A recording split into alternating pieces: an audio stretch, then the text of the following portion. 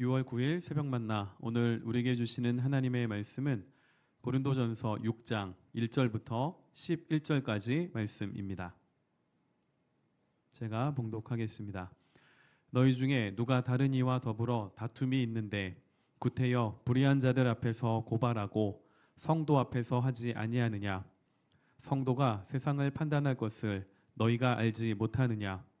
세상도 너희에게 판단을 받겠거든 지극히 작은 일 판단하기를 감당하지 못하겠느냐? 우리가 천사를 판단할 것을 너희가 알지 못하느냐? 그러하거든 하물며 세상 일이랴. 그런즉 너희가 세상 사건이 있을 때에 교회에서 경히 여김을 받는 자들을 세우느냐? 내가 너희를 부끄럽게 하려 하여 이 말을 하노니 너희 가운데 그 형제 간의 일을 판단할 만한 지혜 있는 자가 이같이 하나도 없느냐?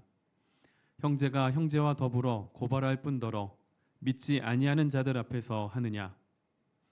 너희가 피차 고발함으로 너희 가운데 이미 뚜렷한 허물이 있나니 차라리 불의를 당하는 것이 낫지 아니하며 차라리 속는 것이 낫지 아니하냐?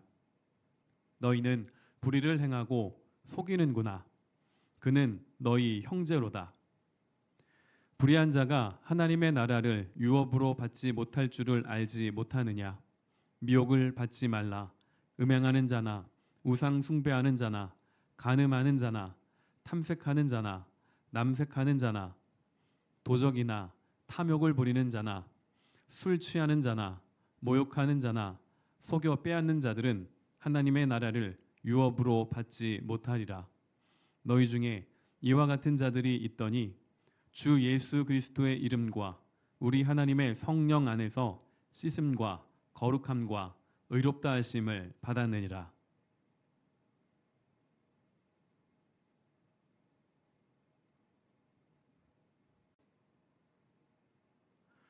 오늘은 믿음과 삶이라는 제목으로 말씀을 나누겠습니다. 믿음과 삶은 분리될 수 없습니다. 그런데 우리의 현실 속에서는 종종 이 믿음과 삶이 분리되는 일이 있습니다. 그러면 무엇이 문제인 것일까요? 믿음이 문제일까요? 아니면 삶이 문제일까요? 기독교는 행위로 구원받는 종교는 아닙니다. 오직 하나님의 은혜로 말미암는 믿음으로 구원받습니다. 그런데 그렇다고 해서 행위가 그 행함이 아무 쓸모가 없는 것도 아닙니다. 왜냐하면 우리의 그 삶을 통하여 우리의 행함을 통하여 우리가 고백하고 우리가 마음속에 간직하고 있는 그 믿음이 진짜 믿음인지 그렇지 않은지가 증명되기 때문에 그렇습니다.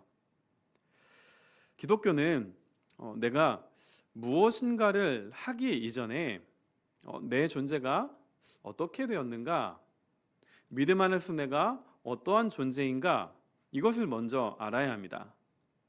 이런 의미에서 존재가 행함보다 우선입니다. 우리가 계속 묵상하며 살펴보고 있는 고린도 교회의 문제는 표면적으로 드러난 그 행위가 문제가 아닙니다. 그들이 스스로 지혜 있다 여기고 스스로 은사가 충만하며 믿음이 좋다 여겼던 그 믿음이 문제입니다. 오늘 본문을 통해 오늘 우리가 기억하고 붙잡아야 할 믿음과 삶이 무엇인지 살펴보도록 하겠습니다. 자, 성도는 하나님의 은혜로 말미암는 믿음으로 그 존재 자체가, 그 신분 자체가 바뀝니다. 자, 11절에 가서 보시면 너희 중에 이와 같은 자들이 있더니 주 예수 그리스도의 이름과 우리 하나님의 성령 안에서 씻음과 거룩함과 의롭다 하심을 받았느니라. 고린도 교회는 바울이 전한 복음으로 인하여 씻음, 회개와 믿음을 통한 죄 씻음, 이것을 얻었습니다. 그 다음 거룩함이 나오지요. 거룩함이란 구별되는 것이고요. 의롭다 하심을 받았다라고 나옵니다. 하나님의 법정에서 이제 더 이상 죄가 없다라는 선언을 받고 하나님과의 관계가 회복된 것, 이것이 바로 의롭다 하심이라는 의미입니다. 자, 그러면 이제 나는 하나님께로 갈 수 있는 길을 막았던 그 죄의 문제가 사라졌으니까 이제 난 죽어서도 천국에 들어갈 수 있으니까 내 마음대로 살아도 된다는 말일까요? 그렇지 않습니다. 믿음으로 구원을 받는다라는 것은 죽고 나서 요단강 건너 천국에 들어가는 것이 전부가 아닙니다. 예수님께서 이 땅에 오심으로 이미 시작된 하나님의 나라를 이 세상에서부터 살아가는 것이 구원입니다. 고린도 교회는 구원받은 하나님 나라 백성다운 삶의 열매를 맺으며 이 세상을 살아가야만 하는 존재이고 그렇게 살아갈 수 있는 존재였습니다. 그런데 현실은 전혀 그렇지 못했습니다. 오늘과 내일 묵상하게 될 이 6장 전체의 내용을 보시면 크게 세 가지 문제가 나옵니다. 오늘 살펴볼 소송의 문제, 그리고 내일 살펴볼 왜곡된 자유와 성적인 타락입니다. 이 모든 문제들은 하나님 나라 백성의 정체성을 망각한 채 세상 속에서 믿음과 삶이 분리될 경우에 나타납니다. 그래서 바울은 하나님 나라 백성답게 살라 이렇게 권하고 있습니다. 9절에 보시면 미혹을 받지 말라라는 말이 나옵니다. 세상의 가치와 세상의 유혹을 따르지 말라는 말입니다. 오늘 살펴볼 이 본문에 나와 있는 고린도 교회의 문제는 성도 간의 소송이었습니다. 고린도 교인들의 이 소송은 단순히 자신의 권리를 주장하고 자신의 억울함을 해소하기 위한 것이 아니었습니다. 당시 법정은 부패하여서 부유층에 유리한 판결을 내렸다고 합니다. 그래서 고린도의 방식은 기울어버린 이 운동장과 같은 법정을 이용하여 명예와 수치심을 쟁취하고 상대방을 재정적인 파산에 몰아넣는 것이었습니다. 이게 고린도 교회가 있었던 고린도라는 도시에 아주 자연스러웠던 그런 행태였습니다. 근데 고린도 교회 성도들이 이와 같은 세상의 방식을 따라서 그대로 소송을 진행했습니다. 바울은 이런 행태에 고린도 교회 현실을 드러내지요. 그래서 5절에 가서 보시면 너희 가운데 그 형제 간의 일을 판단할 만한 지혜 있는 자가 이같이 하나도 없느냐? 너희들 스스로 은사가 충만하다, 스스로 지혜 있다, 스스로 믿음이 좋다라고 자부하였는데 너희 현실이 무엇인지를 보라는 것입니다. 너희의 현실은 지혜, 곧 십자가의 지혜를 상실하고 교회 안에 있는 형제들끼리 서로 다툼을 해결하지 못하여 그 문제를 세상의 방식으로 세상의 법정에 가지고 가느냐? 이것은 하나님 나라의 방식이 아니다라고 말하는 것입니다. 바울은 본문에서 세 가지 질문을 던짐으로 고린도 교회가 망각하고 있었던 교회의 권위를 일깨워줍니다. 2절에 보시면 성도가 세상을 판단할 것을 너희가 알지 못하느냐? 이 말씀은 성도는 세상에게서 판단을 받는 존재가 아니라 세상을 판단하는 존재라는 말입니다. 바로 이 종말론적인 권위를 드러내는 것인데 주님 다시 오시는 날에 교회가 세상에 의하여 판단을 받는 것이 아니라 반대라는 말입니다. 그 다음 3절에 보시면 우리가 천사를 판단할 것을 너희가 알지 못하느냐? 이건 역시 교회가 천사도 판단할 만한 심판의 권위가 있음을 너희들 왜 모르느냐? 이 질문입니다. 그리고 9절입니다. 불의한 자가 하나님의 나라를 유업으로 받지 못할 줄을 알지 못하느냐? 불의한 자는 하나님의 나라와 상관이 없는 존재입니다. 자, 그런데 현실이 어떻지요? 1절에 가서 보시면 고린도 교회가 불의한 자들 앞에 고발을 합니다. 하나님의 나라를 상속받은 성도가 하나님의 나라와 무관하게 멸망할 자들 앞에 가서 판단을 구했다는 것인데 바울은 지금 이것이 앞뒤가 맞지 않다라고 말한 것입니다. 다른 말로 지금 고린도 교회의 믿음이 삶의 실제가 되지 않았다는 뜻입니다. 그러면 바울이 말하고 있는 하나님 나라 백성다운 삶이라는 것이 무엇일까요? 7절입니다. 너희가 피차 고발함으로 너희 가운데 이미 뚜렷한 허물이 있나니 차라리 불의를 당하는 것이 낫지 아니하며 차라리 속는 것이 낫지 아니하냐. 바울은 지금 한 공동체 안에서 형제들끼리 서로 소송하는 것은 뚜렷한 허물이다, 이렇게 말합니다.